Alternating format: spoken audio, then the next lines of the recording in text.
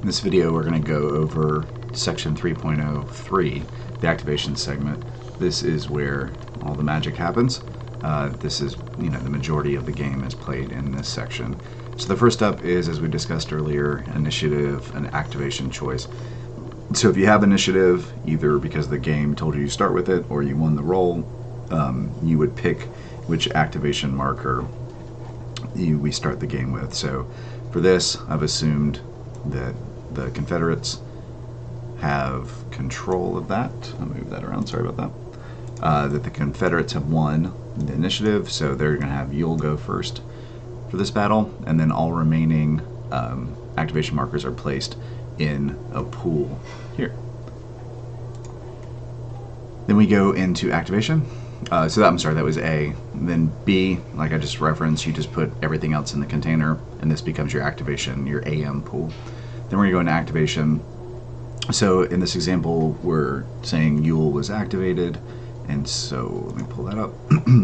So as Yule is active, we're going to come down to his command, and he's going to look and see who reports to him, which in this battle is LZ and Trimble and Stewart, because he is the only two-star on the map.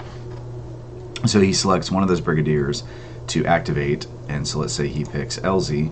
So then all of LZ's guys will go first, complete their activation, and then Stewart will go, then Trimble, or whatever order the player wants that to occur in.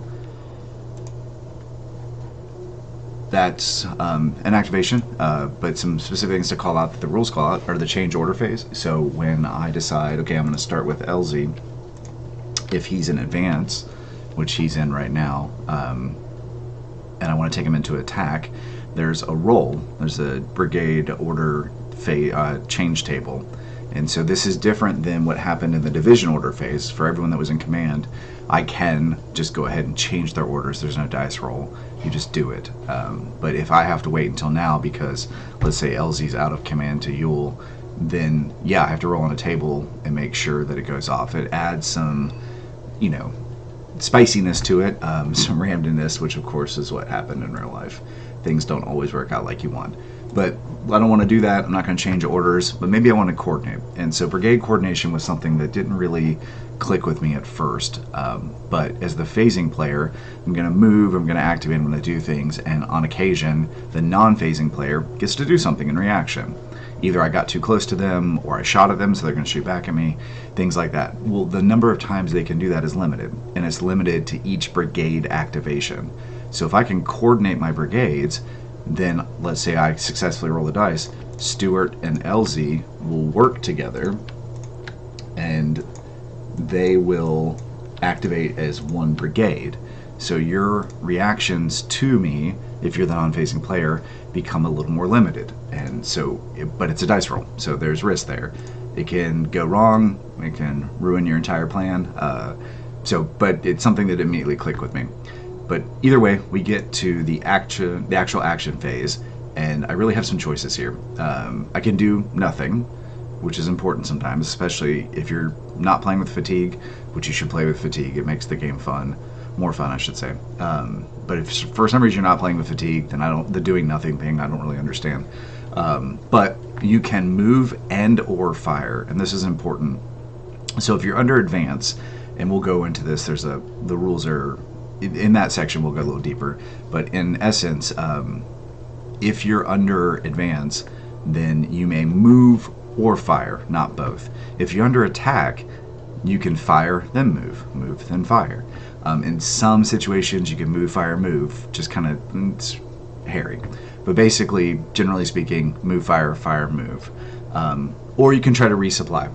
This is another optional rule. It's a fantastic rule. It represents, the fact that sometimes your ammunition gets ruined, falls into the creek, you had to wade through a creek, whatever. So the game just adds this layer to it to make you resupply. And then rally disordered units. So as your units bad things happen to them and they become less effective, so they're on the disordered side, you want to change that. You're going to roll And so they're going to spend their term trying to get their stuff back together and get themselves in order.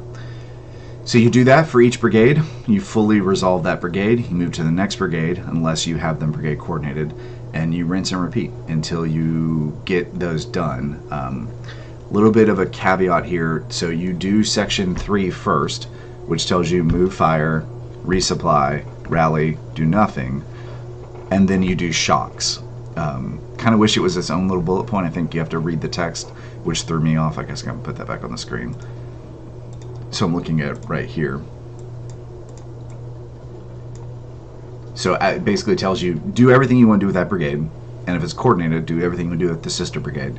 When everybody's done it, and that's the moves and the fires and the rallies and the whatever, then each brigade in that division, eligible units may shock after the brigade's units have undertaken all desired actions. So I activated LZ, I go through my movements I want to go through with him, I get everything set up, and then anyone I have a viable shock on, either may, if I have to do it, then I do it, and that's an order thing. We'll talk about in a different video. If I don't have to do it, then it's a may. Do I want to do it or not? I resolve all that, so it's move, fires, shocks, then the brigade finishes, and then the next brigade goes, again assuming that you haven't brigade coordinated.